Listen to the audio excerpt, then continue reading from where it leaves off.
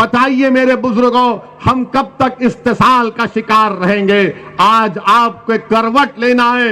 अगर आज आप करवट नहीं लेंगे, नुकसान हमारा होगा। याद रखो, भारत की जमहूरियत, भारत का संविधान जिसको बाबा साहिब अंबेडकर ने बनाया है, वो तुमसे पुकार पुकार कर कह रही है, उठो भारत के मुसलमानों, उठो उत्तर प्रदेश के मुसलमानों, उठो असमोली के मुसलमानों। याद रखो, ये संविधान को अगर एक जीती जागता किताब रखना है तो तुमको अपने हक के लिए लड़ना पड़ेगा। आपने सबका साथ दिया, बताओ हमने क्या हासिल किया? हमने क्या हासिल किया? हमने मलियाना हासिल किया। हमको क्या मिला? हमको हाशिमपुरा मिला। हमको क्या मिला? हमको मुजफ्फरनगर का फसाद मिला। 50,000 से ज्यादा आबादी, हमारी मुल्क की आजादी के बाद 50,000 से ज्यादा मुसलमानों को अपने घर से बेघर होना पड़ा। CAA का कानून पार्लियामेंट में आता है।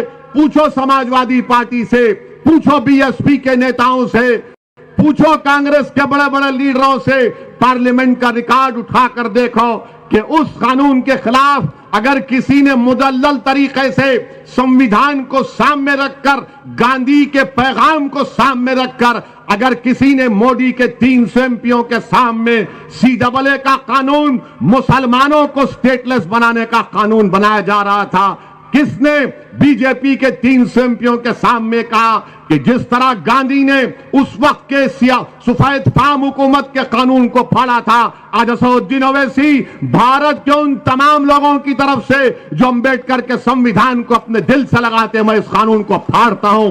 बीजेपी के 300 MP खड़े हो गए और कहा कि तुम कैसे फाड़ सकते हो? तो मैंने कहा यह कागज का टुकड़ा है, यह कानून नहीं है। ऐसे कोई कानून को हम नहीं मानते जो भारत के संविधान के खिलाफ जाता है। मजहब की बुनियाद पर तुम मुसलमानों को भारत की शरीयत से महरूम करना चाहते हो। तो हमने कानून को फाड़ा, एहतजाज किया। क्या किया समाजवादी पार्टी ने? क्या किया BSP ने? क्या किया कांग्रेस ने? कानून मुझे हमारे मुल्क से बेदखल करने के लिए बनाया जा रहा था। आज मजलिस पर इल्जाम लगाया जाता है कि मजलिस इत्तेहादुल मुस्लिमीन फिरका परस्त पार्टी है, मजलिस फिरका परस्ती को बढ़ाती है। मैं आपको बताना चाहता हूं कि जब 2019 जून में अमित शाह ने बीजेपी की सरकार की तरफ से कानून लाए, जिस कानून का नाम वो मनहूस काला कानून है, उसका नाम UAPA है। अमित शाह ने कानून में तरमीम करके कह दिया कि दिल्ली में बैठा हुआ एक NIA का इंस्पेक्टर असमोली में कोई भी शख्स को टेररिस्ट घोषित कर दे सकता है बगैर कोर्ट के फैसले के। किसने उस कानून की तायीद की? समाजवादी ने तायीद की, कांग्रेस ने तायीद की। बताइए किसने उस कानून के खिलाफ वोट किया? किसने? बीजेपी के 300 MP हैं, मैं जानता था।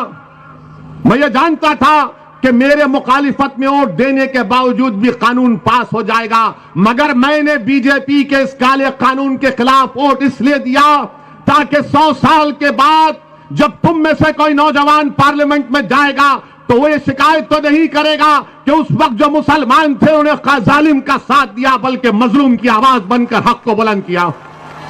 हमने कानून के खिलाफ वोट दिया। ये समाजवादी पार्टी, कांग्रेस पार्टी जो ठेका लेकर बैठे हुए हैं, इनके साथ चले जाओ तो सेकुलर, इनकी गुलामी करो तो सेकुलर, इनके जनसभाओं में दरी बिछाओ मुसलमान तो सेकुलर, इनके मंच पर मुसलमान को ढकेल दो तो सेकुलर, और मुसलमान को दबा दो तो सेकुलर। अरे याद रखो, मुझे तुम्हारे सर्टिफिकेट की जरूरत नहीं, मैं अपनी जूती पर तुम्हारे सर्टिफिकेट को नहीं रखता हूं। भारत का मुसलमान हूं, अव्वल दर्जे का शहरी हूं, मैं किसी से कम नहीं, ना मुझसे कोई बड़ा नहीं, मैं सबके बराबर हूं और सबके बराबर मुझसे सलूक किया जाना चाहिए। यह मजलिस का पैगाम है।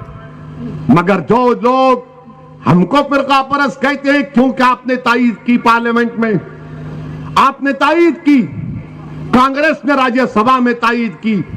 इस कानून के तहत 120 दिन बगैर किसी के चार्ज के जेल में रखा जा सकता है। आपने तायीद की, आपने मदद की अमित शाह की, और जब यूपी का चुनाव आ रहा ओवैसी के ऊपर उंगलियां उठाते हैं, ओवैसी को तनकीद करते हैं। बताओ तुम्हारा क्या पोजीशन था उस वक्त? नहीं बताएंगे। क्या बोलेंगे? नहीं, देश के हित में हमने वोट दिया।